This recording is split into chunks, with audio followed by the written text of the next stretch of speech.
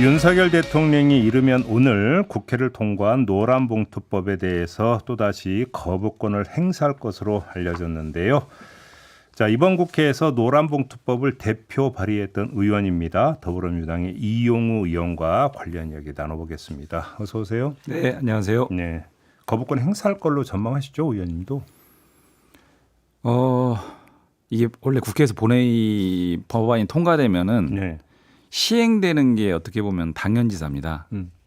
근데 지금은 이게 시행이 될지 거부가 될지 이거 노심초사 걱정해야 되는 굉장히 좀 희한한 현실에 지금 직면해 있는 거죠. 뭐 사례가 한두 건이 아니니까. 예. 그래요.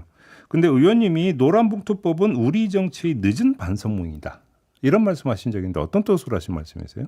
사실 이 소위 노란봉투법이 어제 네. 오늘의 일이 아니고요. 예. IMF 이후에 이제 한국 사회 비정규직 문제가 본격적으로 등장한 2000년대 초반부터 20년 이상 한국 사회 특히 노동 영역에서 주요한 의제로 계속 다뤄졌습니다. 네. 거의 제자리걸음을 했고요. 국회에서 본격적으로 논의된 것도 법안은 20년 전부터 오랜 기간 수십 건의 법안이 발의됐지만은 국회에서 본격적인 논의들이 좀 많이 늦어졌고요. 네. 21대에서야 비로소 본격적인 논의와 국회 본회의 통과까지 이루어졌습니다. 과거에 20년 전부터 발의됐을 때 충분하게 논의하고 이런 부분들에 대해서 시급하게 해결했어야 되는데 그렇지 못한 과정에서 정말 많은 노동자들이 희생을 하고 또 가정들이 파탄나기도 하고 예, 그랬죠. 이런 부분들에 대해서 저는 그런 측면에서 반성문이다 이렇게 표현했습니다. 그러니까 사측이 이제 그러니까 손배 책임 묻는 바로 그 부분 때문에. 네. 그런데 지금 정부 여당은 이걸 이제 노란봉투법을 불법 파업 조장법 네. 이렇게 규정을 하던데 이거에 대해서 어떤 말씀 주시겠습니까? 네. 사실은 그 내용을 잘 보시면 네. 크게 이제 노조법 2조와 노조법 3조로 구분이 되는데요. 네. 노조법 3조는 손해배상 책임을 합리적으로 그 제한을 하자 이런 내용입니다. 그러니까 노동조합이든 조합원이든 어떤 파업 행위를 했을 때 네. 자기가 가담한 만큼 행위한 만큼만 책임을 지게 하자. 네. 지금 현재는 그렇지 않거든요. 자기가 1의 행위를 하더라도 전체 손해인 100에 대한 손해를 연대해서 책임져라. 지금 현재의 법 구조가 이렇게 되어 있습니다. 네. 헌법상 대원칙인 책임주의에 맞지 않다. 네.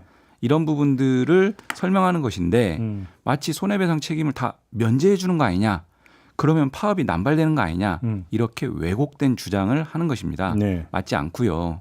두 번째 2조와 관련해서도 2조에 보면 사용자 정의를 개정해서 네. 실제 하청 사업과 하청 노동에 깊숙이 관여하는 원청에 대해서는 사용자로서 교섭 책임을 지게 하자. 너무나 당연한 겁니다. 그렇게 되면 모든 하청 업체에 노동조합들이 다 만들어지고 그 노동조합 하나하나가 다 교섭 요구를 하면서 교섭과 파업으로 1년 365일 날 샌다 이런 주장을 하시는데요. 네. 현실과 맞지 않는 주장입니다. 지금도 하청업체들의 노동조합이 만들어져도 전체 원청 사업장에 존재하는 모든 하청업체에서 하나의 노조가 만들어지고요. 하나의 노조에서 그 원청을 상대로 교섭 요구를 할 뿐이지 예. 개별 하청업체별로 노조가 만들어지지 않습니다. 그러니까 없는 사실을 전제로 저는 이거를 전형적인 허수아비 공격의 오류다 이렇게 표현하고 있습니다. 허수아비 공격의 오류다. 예, 존재하지 않는 허상을 제시하고 예. 그걸 전제로 공격하는 것이죠. 근데 지금 정부 여당의 입장을 제가 질문을 드렸습니다만 그 전에 재계가 지금 강하게 반발하고 있지 않습니까? 재계가 강하게 반발하고 있으니까 그걸 받아서 정부 여당도 반대하는 측면도 좀 없지 않아 있는 것 같은데 네. 혹시 재계하고 네. 관련 이야기 혹시 좀 나눠보신 적 있어요? 그 입장차가 너무나 심각합니까? 지금까지는 뭐 제가 그런 그 대화를 해본 적은 없는데 사실 22대 국회 제가 초선으로 들어오면서 네. 이 법안을 논의하고 토론하는 과정에서 정말 들었던 생각이 경총에 직접 찾아가서 네. 지금 송경식 회장님이지 않습니까? 네네네. 직접 한번 밤새서라도 토론 한번 정확하게 얘기하고 싶더라고요. 그래서 공개 토론을 제안하고 싶어요. 좀 하시죠, 그러세요. 네, 지금이라도 진짜 하고 싶고요. 예.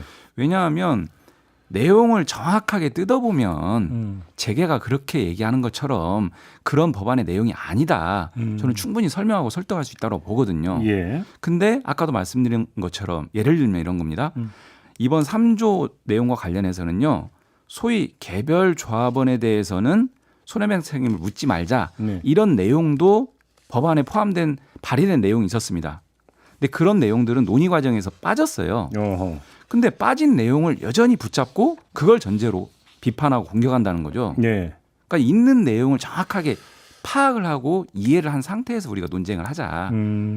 그런 얘기를 좀 하면서 정말 토론하고 싶더라고요. 네. 다시 현실로 돌아와서 네. 만약에 거부권을 행사한다면 2차 행사잖아요. 거부권. 네. 두 번째잖아요. 노란봉투법에 대해서. 어떻게 했을 거예요. 그럼 그다음에는.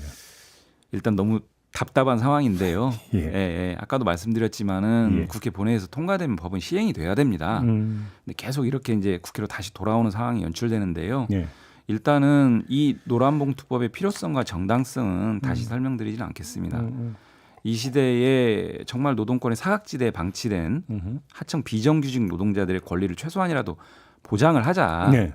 헌법전에는 노동상권이 존재하지만 현실에는 노동상권이 없는 거 아니냐라고 하는 외침들이 있거든요. 또 한편으로는 손해배상 책임을 행위한 만큼만 책임지게 하자. 너무나 상식적인 법안인데 네. 이런 부분들이 계속 거부권 행사로 돌아온다는 말이죠. 예. 저는 이 부분에 대해서 아까 말씀드린 것처럼 정말 재계든 정부 여당이든 국민의힘이든 정확한 내용을 가지고 밤샘 토론이라도 해서 사회적 논의를 통해서 이 부분 반드시 좀 다시 한번 재논의에 붙여야 된다 이렇게 생각하고 있습니다. 지금 의원님이 사회적 논의를 말씀하셨으니까 드리는 질문인데요. 그런 사회적 논의를 하라고 만들어 놓은 게 경사노위잖아요. 네, 경사노위에서 혹시 이게 테이블에 올라간 적이 있습니까? 제가 알기로는 이 논의가 본격적으로 올라간 것은 없고요. 없죠. 저는 국회라는 것이 예. 민의의 전당이고 국민의 대표기관인데 예. 21대 때 제가 정확하게 목격했거든요. 지금도 마찬가지입니다. 22대도. 정부 여당의 태도는 뭐냐면요. 구체적인 대안을 제시하지 않습니다. 무조건 반대. 이러면 논의가 안 되거든요. 그렇죠. 국회라는 공간은 각자가 가지고 있는 입장들을 테이블에 올려놓고 그렇죠. 우리는 이 정도 이런 내용들은 이렇게 가야 된다라고 생각을 한다. 이 내용은 이건 좀 수용하기 어렵다. 이렇게 갑론을박을 해서 네. 각자가 대안을 가지고 접점을 찾아가는 과정이 국회 논의 과정인데 그냥 국민의힘 정부 여당은 무조건 반대. 이러면 전혀 논의가 진척이 안 됩니다. 이게 국회 공간이 아니거든요. 네. 저는 국회라는 민의의 전당이고 국민의 대표기관에서 네. 이런 방식의 정확한 대안을 가지고 논의를 했으면 좋겠다. 이런 그러면 생각입니다. 결국은 또 중요한 거는 결국은 그 키를 쥐고 있는 가운데 한 곳이 고용노동부 아니겠습니까? 정부 쪽에서는. 네. 지금 이제 그 김문수 경사노위 위원장이 고용노동부 장관으로 지금 지명이 됐어요. 네. 후보자 신분인데 그러면 이 노란봉투법에 대한 김문수 후보자의 입장은 좀 파악을 하셨습니까? 과거 발언을 통해서 유추를 해보면요. 네. 그 손배폭탄이 특효약이다. 불법 파업에 예. 그런 논리를 폈죠. 이런 발언도 하고요. 예. 소송을 지속하면 노동자들이 힘들어진다. 음. 이런 발언도 하고요. 네. 삼성전자 서비스 노조 파기 사건에 대해서도 어떻게 이런 판결이 나올 수 있냐. 그 유죄 판결 나왔거든요. 부당노동행위로. 네네. 어떻게 이런 판결이 나올 수 있느냐. 그러니까 여러 가지 반노동 발언은 한두 가지가 아닙니다. 예. 노란봉투법에 대해서 아까 앞서 말씀드린 바와 같은 그런 입장을 표명한 적도 있고요. 그런 부분들을 통해서 보면 충분히 유추할 수 있겠다 이런 생각이 그러면 듭니다. 이분이 장관 임명장 받으면 더 사육 논의는 힘들다고 봐야 되지 않겠습니까? 만약에 장관이라고 하는 책임 있는 위치에 온다면 예. 저는 지금 현 장관이든 예. 과거의 장관들이 이 문제에 대해서 아까도 말씀드린 것처럼 뭔가 구체적인 근거, 합리적인 토론 이런 방식이 아니고 대국민 선동을 해왔다고 봅니다. 지금까지. 그래요. 예. 예를 들면 현 이정식 장관도 그랬다고 보십니까? 그렇습니다. 21대 때 어떻게 했냐 입장문을 발표한 걸 잘 보시면요. 예. 국민들을 상대로 이 법안이 통과되면 파업 천국이 됩니다. 국가경제 파탄납니다. 네. 이런 기조의 발언들, 입장문들을 계속 발표했어요. 저는 일국의 장관이 중립적인 위치에서 국민들한테 정확하게 설명하고 설득해야 될 이 내용들에 대해서 너무나 선동적으로 임한다. 굉장히 놀랐거든요. 김문수 후보자가 책임 있는 위치에 만약에 간다면 네. 그래서는 절대 안 되겠지만 장관이라는 위치는 그런 자리가 아닙니다. 알겠습니다. 그럼 이제 노란봉투법에서 조금 더 범위를 넓혀가지고 김문수 후보자의 어떤 인사 적격성은 어떻게 평가하십니까? 저는 크게 보면은 국민들의 어떤 평균적인 인식과 네. 그런 생각에서 보더라도 너무나 동떨어져 있다. 어떻게 보면은 장관이라는 자리는 더 높은 도덕성과 어떤 그런 연결성과 이런 엄격한 어떤 요건들을 국민들이 이제 요구하는 것인데 평균적인 국민적 그런 부분들에도 훨씬 더 미치지 못하고 있다라는 게 하나가 있고요. 뭐 시중에 많이 회자되지 않습니까? 정말 이해하기 어려운 여러 가지 예. 그 막말 이런 발언들 음. 그리고 또 한 측면에서는 고용노동부 장관 후보자이기 때문에 예. 과연 노동에 있어서 전문성과 지금 여러 가지 닥쳐 있는 노동의 미래 과제에 대해서 충분한 어떤 대책을 가지고 있는지 그것도 과거의 어떤 여러 가지 행태를 보면은 너무나 반노동적인 시각들이 노골적으로 드러나기 때문에 예. 그런 양 측면에서 부적격자다. 그냥 후보자로 지명된 것 자체가 부적절하다. 이렇게 생각하고 있습니다. 근데 이런 그분은 그런데 왜 그 고용노동부 장관으로 지명을 했을까요? 그 인사 배경을 어떻게 읽으세요, 그러면? 일련의 과정을 보면 예. 총선을 통해서 저희가 보기에는 국민적 심판을 받았다. 저희는 이렇게 평가하거든요. 그럼에도 불구하고 윤석열 정부의 총선 이후의 태도들을 쭉 보면은 총선 직후에는 마치 심판을 받아서 좀 겸허하게 가야 되는 거 아닌가라는 모습인 것 같다가도 바로 기존의 어떤 스탠스를 그대로 유지해 갑니다. 네. 이진숙 방통위원장, 김문수 후보, 최근에 문제가 됐던 독립기념관장 이런 일련의 저는 극우 인사들의 중용이라고 보는데요. 네.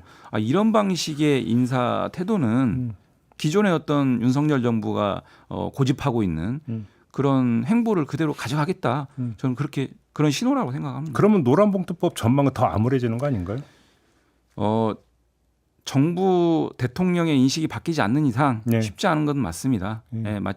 그건 맞고요. 다만 저희 더불어민주당 입장에서는 이 노란봉투법 관련해서는 사회적 여론과 사회적 공감대를 근거로 해서 배경으로 해서 국회에서 충분하게 좀 다시 한번 정확하게 추진하겠다 이렇게 생각하고 있습니다. 그 김문수 후보자가 과거에 유튜브 채널을 운영을 해서 4년간 5억 원이 넘는 소득을 올렸다. 이 점을 제기하신 바도 있죠. 네.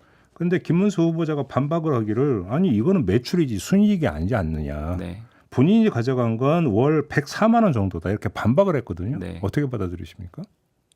반박이 참 그러니까 제가 제기한 문제의 본질과 초점은 여러 가지 그런 정말 입에 담기 어려운 발언들을 예. 어떻게 보면 그 국민들을 상대로 하는 공개적인 자리에서 유튜브 채널이라는 그 공간에서 그렇게 발언을 하고 그런 정도의 수입을 올리는 것 자체. 그러니까 발언의 내용이나 이런 부분들의 문제 제기에 초점이 있는 거고 또 하나는 수익의 많고 적음을 문제 삼은 거 아니다. 네. 또 하나는 결국은 그렇게 하면서 그 부분들을 또 다 지웠어요. 그래요? 그렇게 수익을 올리면서 그렇게 열을 내서 여러 가지 발언을 할 때는 언제고 얼마나 자신이 없었으면 이런 국민적 검증 과정을 앞두고 그런 것들을 다 지우느냐.